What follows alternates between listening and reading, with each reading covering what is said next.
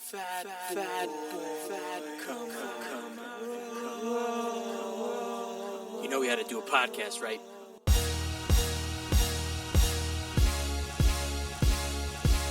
What's your name, fat buddy? Of course, you were looking food. What the hell? I'm not fat. I'm big boned. I'm gonna eat it. You owe me for one jelly donut! Fat motherfucker. Listen to it. My wife said no one's gonna listen to us. I've got bigger titties than you did! Bullshit, because nobody fucking had geese back at that point for a bigger guy. I'm not everyone's cup of tea, but I might be somebody's shot of whiskey. You can't think about, hey, I need to lose 100 pounds and think about winning that day. Fucking, I want a cheeseburger and a milkshake. Yo, what is up, fat leads, and welcome to, man, I want to say another episode, but can I even say another episode if it's been 483 days since, wow, 483 days since my last episode. And, well, so life kind of gets, it kind of gets in the way fast. And, certain times things, you know, it was easy to push this to the side and continue the course and not make this, a priority, obviously. But that being said, you know, I haven't stopped training jiu-jitsu. Continue to co-own the school, run the kids program. Very still active in scouting and everything, you know, with that entails with Uriah and man, and you know, just trying to be a dad and work full time and just and really keep off the weight. And I've been kind of like pushing myself to want to do this more so because of everything now coming out with Ozempic, and I know that. So thankfully I did not get gastric bypass when I was looking for it, because I was 100%. You know, when I was at my heaviest, I was looking for a way out to 100%. I was looking for the easy way out. And whether that had been surgery, because that at the time, gastric bypass was, oh man, that was the new thing, get a Roux-en-Y or just, a sleeve, a gastric sleeve. And hey, you know what? That's gonna solve all your problems. And I really thought that, and that was upset when my company's insurance wouldn't that coverage was excluded, so that was out of the pocket. I went to another firm and tried to get it taken care of as well there, and that didn't happen. And, you know, just upset that, you know, why couldn't I, if only I, you know, got gastric surgery or sleeve, I was going to be fine, that was going to solve my problems. And guaranteed it. Looking back now, I know it wouldn't have. I needed to put in the hard amount of work that I did to get there. And it was just, besides, I just really had to learn how to eat right. And if anybody's been listening to me or you followed this podcast from before, you know it wasn't until I was 35, 36, heavy into keto, that it was when I finally learned the difference between being full and just stuffed after a meal, or in just being satiated and being able to push away the food and say, you know what, I'm done. I don't need to finish what's on my plate.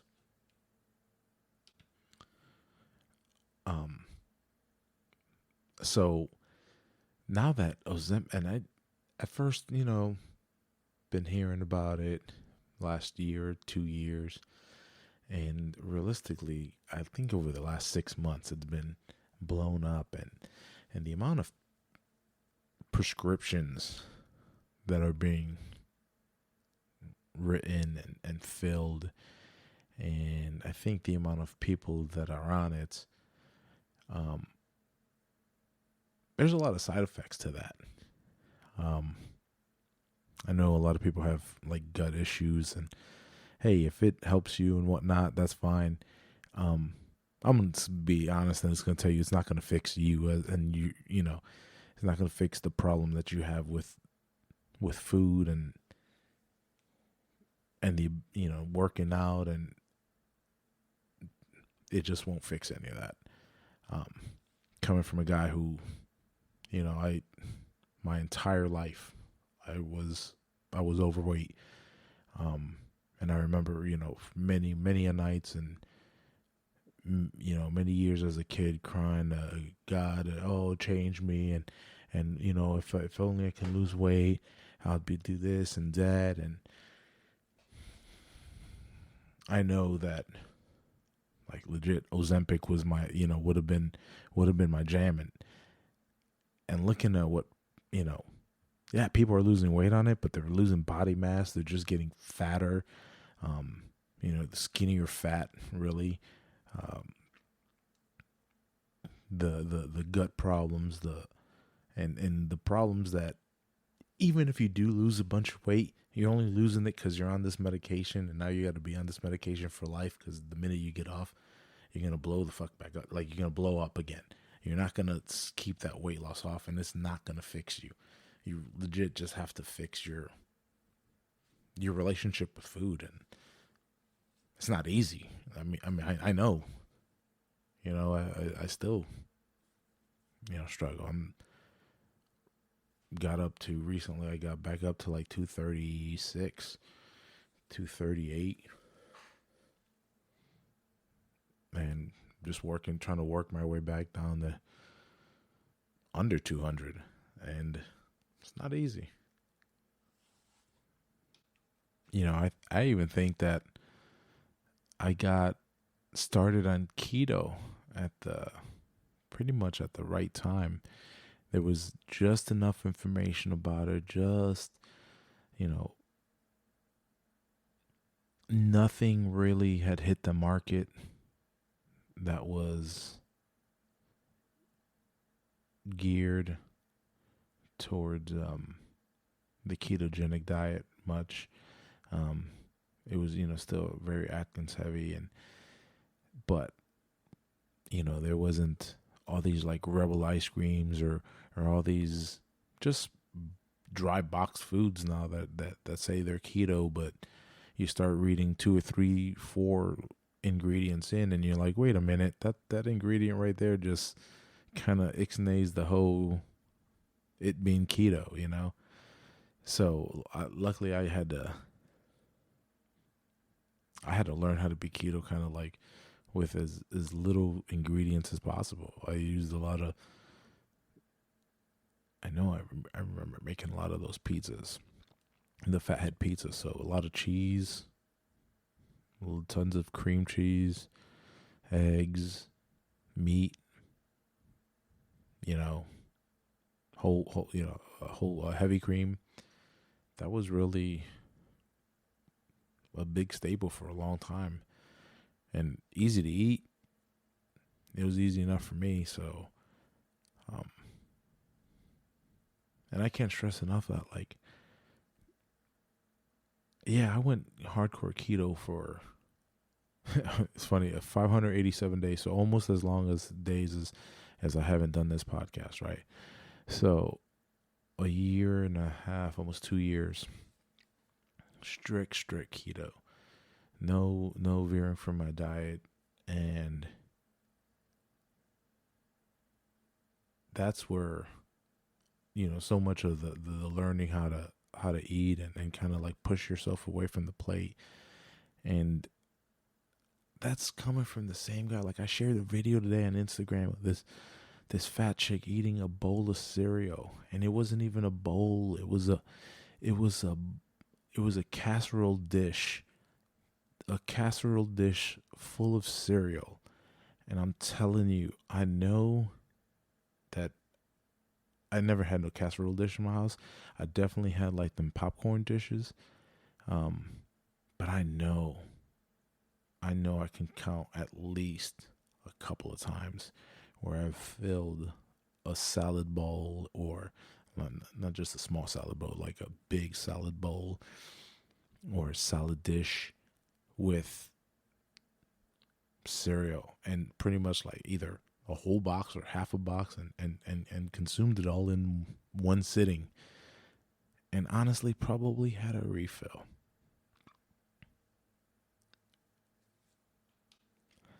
And I understand how disgusting that sounds, how like, man, how can you overeat?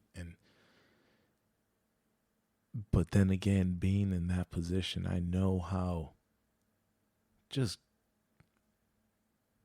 sometimes how crappy food, if you know no better, if you don't know any better, and oh man, how amazing I feel, you don't realize how crappy that food makes you feel. But at the moment, that the pleasure that food gives you is just wins you over, right? And it's pretty much trying to swap the feeling for that for feeling good, right? And that's really where the change comes. So I know how standing on a scale and looking at that thing and saying, close to 400 pounds, and saying, dang, I don't even understand where to start in losing weight. Or even if you lose 10 pounds, it's it feels like a lost cause. And the time is going to pass. And if you continue, if you continue working on it, it's just going to get better. And that's all I can say. Because once you get better, you know how amazing it can be. But until then, like, it's struggle bus. And you have to earn it. And honestly, that's why I think there's so many people who, whether it be gastric or, Ozempic or whatever, they lose all this weight and then they just get comfortable and get right back to either what they started off before or even more.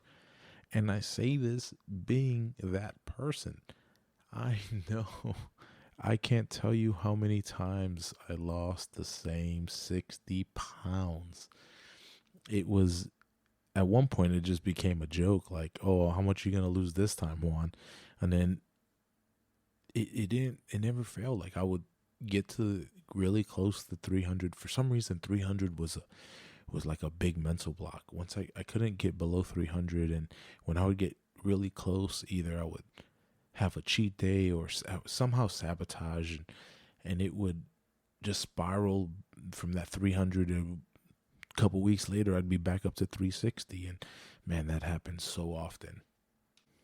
I can say from the time Uriah was born, or like right around the time Uriah was born, till maybe he was about 5, that probably happened at least once a year while he was talking to the guys at jiu-jitsu every time, probably once a year for 5 years. That just kept on happening. Just, oh yeah, lose these 60 pounds, gain them back. Lose these 60 pounds, gain it back. And, one of my boys would always hit me with, bro, you don't deserve cheat meals. Your whole life has been a cheat meal. And then eventually when I finally took that to heart and said, all right, let me try no cheat meals. And, you know, I started the no cheat meals, and in that same time frame, I started doing the burpees every day, which I kind of started doing again. And, man, I love the cardio of trying to get 100 burpees done in under 10 minutes. That's a pretty nice clip of burpees. So I just, you know, wanted to drop in and let y'all guys know that while it's been obviously a while, I haven't forgotten, and I'm making a point to be more consistent here. So, you know, call me on it if you don't see me for a while. All right? Take it easy. Thank you for listening to the Fat Boy Podcast. Have a nice day.